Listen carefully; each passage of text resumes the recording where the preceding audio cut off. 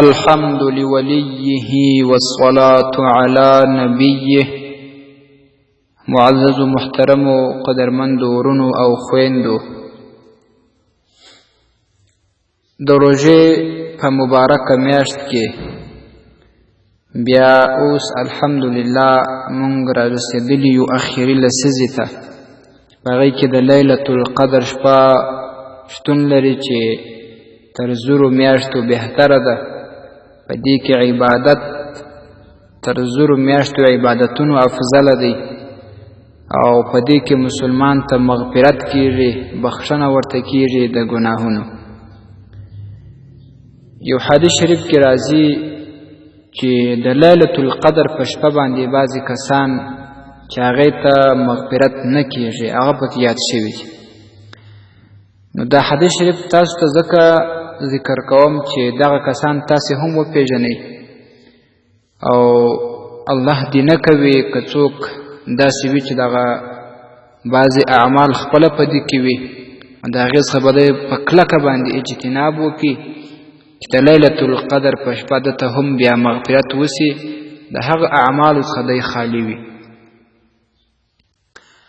حدیث شریف کې و نبی علیه الصلاة والسلام ته جبرائیل امین 4 نفره یاد کړي دي چې نور تمام مسلمه امت ته چې مغفرت وغواړي د لیلة القدر په شپه باندې مغفرت او معافي ورته کیږي.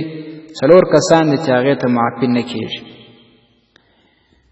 بیا هغه 4 کسان یاد شوي دي په حدیث مبارک کې. اول هغه کس دی، هغه شخص دی چې هغه د شراب عادي وي، شراب خوره وي، هغه ته د لیلة القدر په شپه باندې هم مغفرت نه کیږي. دویم هغه کس یاد شوی دی چې د مور او فلار د خوا عاق شوی وي او د هغې نافرمانه وي، د هغې نافرماني کوونکی وي. د لیلة القدر په دې مبارکه شپه باندې هغه ته هم مغفرت نه کیږي. دریم هغه کس دی چې هغه ته د لیلة القدر په مبارکه شپه مغفرت نه کیږي چې هغه صله رحمي یعنی قرابت، خپلولي، رشته داري دا ماتوي، د هغې قطع راولي، صله رحمي نه کوي.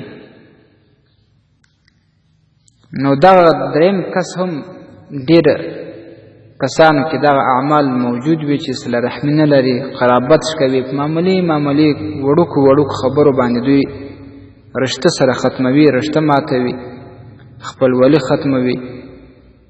نو دغه کس ته هم د لیلة القدر په شپه باندې مغفرت نه کیږي. دا عمل په ډېرو مسلمانانو کې ستا باید دا ختم کړي، د دې نه اجتناب وکړي، صله رحمي په خپلو خپلوانو کې شروع کړي، قرابت وپالي، خپلوي وپالي، رشته داري وپالي. او 4م کس چې د لیلة القدر په شپه باندې هغه ته مغفرت نه کیږي هغه څوک ته چې د بل مسلمان سره کینه، حسد، بغض ساتي.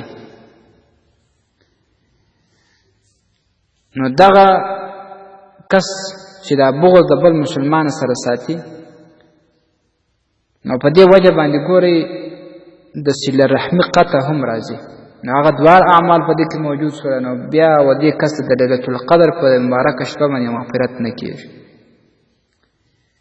نو د دې څخه هم باید هر مسلمان ځان وساتي. دا عمل هم په ډېرو مسلمانانو کې شته چې د بل مسلمان سره حسد لري، کینه لري، بغض لري. هغه باید دی ختم کړي، د هغې نه اجتناب وکړي، ځان ځینې وساتي، ځکه چې دا مانع د مغفرت عمل دی. داسې عمل دی چې حتی د لیلة القدر په شپه باندې هم مغفرت نه ورته کیږي. دغه 4 اعمال په حدیث شریف کې ذکر شوي دي. نو د دې څخه باید هر مسلمان ځان وساتي چې الله رب العزت د مغفرت په برخه کې او دته مغفرت وکول سي، معافي ورته وکول سي.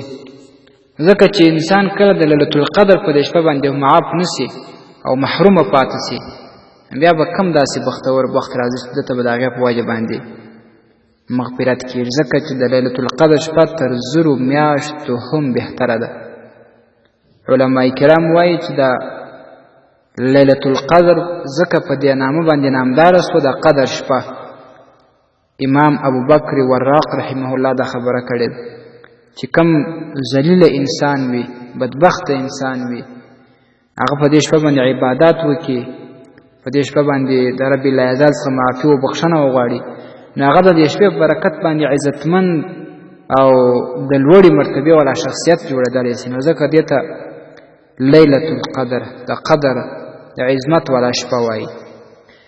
معززو چې په دې شپه باندې هم دغه څلورو کسانو ته مغفرت نه کېږي، نو بیا به کله دوی ته مغفرت وسي، کله به معافي ورته وسي.